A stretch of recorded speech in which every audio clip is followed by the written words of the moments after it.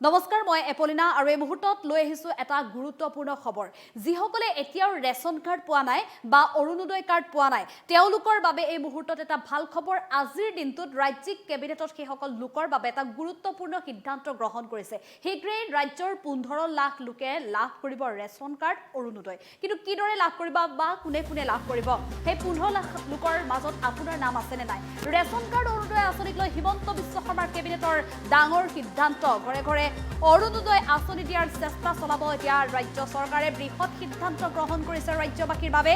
অৰুণোদয় আঁচনি নোপোৱাকৈ কোনো যোগ্য পৰিয়াল এতিয়া নাথাকিব সকলোৱে সুবিধা লাভ কৰিব অৰুণোদয়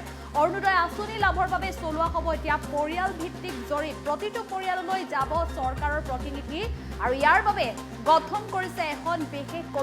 বিশেষ কমিটি যি কমিটিখনে আচলতে সকলো ক্ষেত্ৰত জৰীপ চলাব কোন ইয়াৰ যোগ্য হয়নে নহয় প্ৰকৃত যোগ্য হিতাধিকাৰীহে লাভ কৰিব এই সুবিধা কমিটিৰ পৰামৰ্শ মতে প্ৰস্তুত কৰিব তালিকা কোন কোন পৰিয়ালে লাভ কৰিব তালিকাৰ পৰামৰ্শ দিব কমিটি এখন গুৰুত্বপূৰ্ণ বিশেষ কমিটি গঠন কৰিব আৰু কমিটিয়ে এমাহৰ ভিতৰত দিব লাগিব পৰামৰ্শ এই কমিটিত কোন কোন থাকিব সেয়াও এতিয়া প্ৰতিগৰাকী লোকৰে প্ৰশ্ন অজন্তা নেওগ ৰনোজ পেগু বিমল বৰা কেশৱ মহন্তকে ধৰি ৰাজ্যৰ কেইবাগৰাকীও গুৰুত্বপূৰ্ণ বিষয় বাবদ থকা মন্ত্ৰী থাকিব লগত থাকিব ৰঞ্জিত দাসৰ নেতৃত্বত গঠন কৰা হৈছে যেটো কেবিনেট উপসমিতি আৰু ৰেচন কাৰ্ডক লৈ ডাঙৰ সিদ্ধান্ত গ্ৰহণ কৰিছে কেবিনেট বৈঠকত আজিৰ দিনটোত কেবিনেট বৈঠক অনুষ্ঠিত হৈছিল আৰু আজিৰ কেবিনেট বৈঠকতে এটা গুৰুত্বপূৰ্ণ সিদ্ধান্ত গ্ৰহণ কৰিছে 15 লাখ লোকে নতুনকৈ লাভ কৰিব ৰেচন কাৰ্ড আৰু যিসকলৰ ৰেচন কাৰ্ড আছে সকলোৱে সকলো সুবিধাই লাভ কৰিব ৰেচন কাৰ্ড অৰুণোদয় আঁচনিক লৈ এনেধৰণে আজি ৰাজ্যৰ মুখ্যমন্ত্ৰী ডক্টৰ হিমন্ত বিশ্ব শৰ্মাৰ নেতৃত্বত অনুষ্ঠিত হোৱা কেবিনেট বৈঠকত কেইবাটাও গুৰুত্বপূৰ্ণ সিদ্ধান্ত গ্ৰহণ কৰিছে আৰু ৰাজ্য চৰকাৰে যেহেতু ৰাজ্যবাসীৰ বাবে কেইবাখনো অভিলাষী আঁচনি আনিছিল আৰু ইয়াৰ ভিতৰতে এখন আঁচনি হৈছে অৰুণোদয় আঁচনি এই অৰুণোদয় আঁচনিৰ জৰিয়তে ৰাজ্যৰ লাখ লাখ মহিলা ইতিমধ্যে উপকৃত হৈছে কিয়নো ৰাজ্যৰ লাখ লাখ মহিলাই আচলতে অৰুণোদয় আঁচনিৰ জৰিয়তে তেওঁলোকৰ বহু স্বাৱলম্বিতাৰ দিশত আগবাঢ়িব পাৰিছে যিসকলে আচলতে অৰুণোদয় আঁচনি লাভ কৰিছে তেওঁলোকে অৰুণোদয় আঁচনিৰ ধন যদি প্ৰকৃত সৎ ক্ষেত্ৰত ব্যৱহাৰ কৰিছে স্বাৱলম্বনৰ দিশত যদি তেওঁলোকে ব্যৱহাৰ কৰিছে নিশ্চিতভাৱে তেওঁলোক আগবাঢ়িব পাৰিছে গতিকে সেইসকল ৰাজ্যৰ মহিলা উপকৃত হ'ব পাৰিব আৰু নতুনকৈ বহু মহিলাক ইয়াৰ অন্তৰ্ভুক্ত কৰিবলৈ ইতিমধ্যে নিৰ্বাচনৰ পূৰ্বে প্ৰতিশ্ৰুতি দিছিল ৰাজ্য চৰকাৰে আৰু সেই প্ৰতিশ্ৰুতি এতিয়া পূৰণৰ বাবে সাজু হৈছে ৰাজ্যিক কেবিনেটত এই সন্দৰ্ভত গুৰুত্বপূৰ্ণ সিদ্ধান্তৰ কথা উল্লেখ কৰিছে আৰু বিশেষকৈ ৰেচন কাৰ্ড এতিয়া দৰিদ্ৰ সীমাৰেখাৰ তলত বাস কৰা প্ৰতিটো পৰিয়ালে লাভ কৰিব লাগিব কিয়নো ৰেচন কাৰ্ডৰ জৰিয়তে যিহেতু ৰাজ্য চৰকাৰ সকলো সুবিধা লাভ কৰিব বীমাৰ পৰা আৰম্ভ কৰি স্বাস্থ্য বীমাৰ পৰা আৰম্ভ কৰি সকলো সুবিধা ৰোগক চিকিৎসাৰ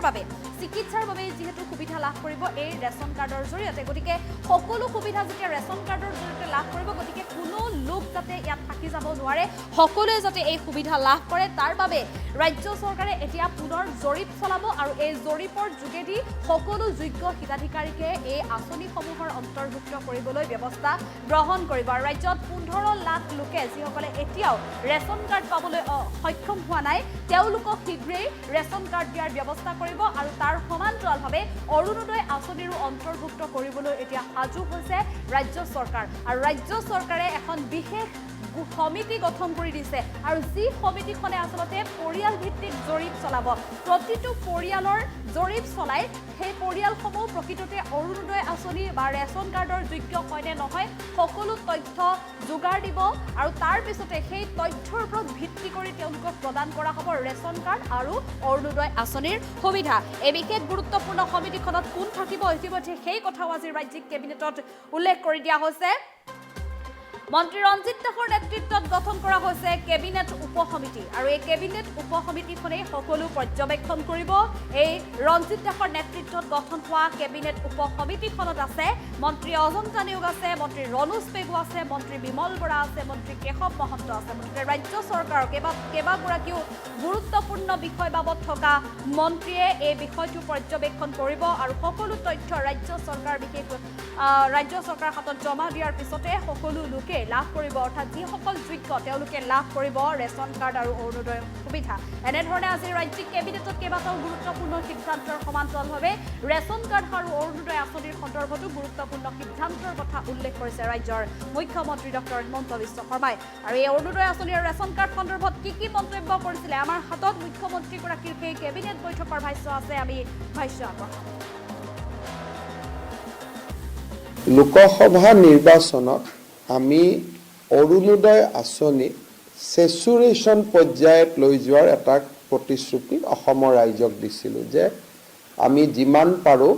অৰুণোদয় আঁচনি আমি ৰাইজৰ মাজলৈ তাক সৰ্বাধিক পৰ্যায়ত লৈ যাম যাতে নোপোৱা মানুহৰ সংখ্যা কমি যায় তেনেকুৱা কৰিব হ'লে কিমান মানুহক এই আঁচনিৰ অধীনত আনিব লাগিব কিমান টকা ব্যয় কৰিব লাগিব এই গোটেই দিশটো চিন্তা কৰি আমাক এমাহৰ ভিতৰত এখন প্ৰতিবেদন দিবলৈ বিত্তমন্ত্ৰী অজন্তা নেওগ আমাৰ মন্ত্ৰী ৰণোজ পেগু মন্ত্ৰী বিমল বৰা মন্ত্ৰী কেশৱ মহন্ত আৰু মন্ত্ৰী ৰঞ্জিত দাসৰ নেতৃত্বত আমি এখন কেবিনেট সাব কমিটি গঠন কৰি দিছোঁ তেওঁলোকে এমাহৰ ভিতৰত আমাক পৰামৰ্শ দিব যে অসমৰ যদি প্ৰতিটো ফেমিলিকে আমি দিব লাগে আৰু প্ৰতিটো ফেমিলিৰ ডেফিনেশ্যন কি যে এজন বুঢ়া মানুহ আছিলে তেওঁৰ ল'ৰা ছোৱালী মিলি এটা ফেমিলি নে গোটেইকেইটা বিয়া হোৱা ল'ৰাক ধৰি এটা ফেমিলি দেউতাক মাকক লৈ এটা ফেমিলি নে গোটেইকেইটা বিয়া হোৱা গোটেইকেইজনী বোৱাৰী মিলি এটা ফেমিলি হ'ব বা গোটেইকেইজন বোৱাৰী বেলেগে বেলেগে এটা ফেমিলি হ'ব ফেমিলি ডেফিনেশ্যন আৰু আমি কিমান দূৰলৈকে আমাৰ ৰাজ্যৰ বিত্তীয় অৱস্থাই পাৰিব এটাতো সকলোৰে এটা লিমিটো থাকিব এটাতো এটা আঁচনিতে গোটেই টকা দিবও নোৱাৰে গতিকে এই গোটেই আঁচনিখনৰ ওপৰত আমি এমাহৰ ভিতৰত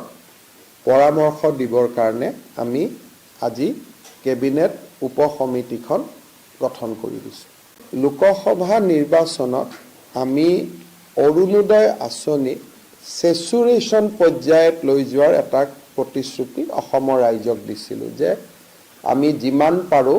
অৰুণোদয় আঁচনি আমি ৰাইজৰ মাজলৈ তাক সৰ্বাধিক পৰ্যায়ত লৈ যাম যাতে নোপোৱা মানুহৰ সংখ্যা কমি যায় তেনেকুৱা কৰিব হ'লে কিমান মানুহক এই আঁচনিৰ অধীনত আনিব লাগিব কিমান টকা ব্যয় কৰিব লাগিব এই গোটেই দিশটো চিন্তা কৰি আমাক এমাহৰ ভিতৰত এখন প্ৰতিবেদন দিবলৈ বিত্তমন্ত্ৰী অজন্তা নেওগ আমাৰ মন্ত্ৰী ৰণোজ পেগু মন্ত্ৰী বিমল বৰা মন্ত্ৰী কেশৱ মহন্ত আৰু মন্ত্ৰী ৰঞ্জিত দাসৰ নেতৃত্বত আমি এখন কেবিনেট সাব কমিটি গঠন কৰি দিছোঁ তেওঁলোকে এমাহৰ ভিতৰত আমাক পৰামৰ্শ দিব যে অসমৰ যদি প্ৰতিটো ফেমিলিকে আমি দিব লাগে আৰু প্ৰতিটো ফেমিলিৰ ডেফিনেশ্যন কি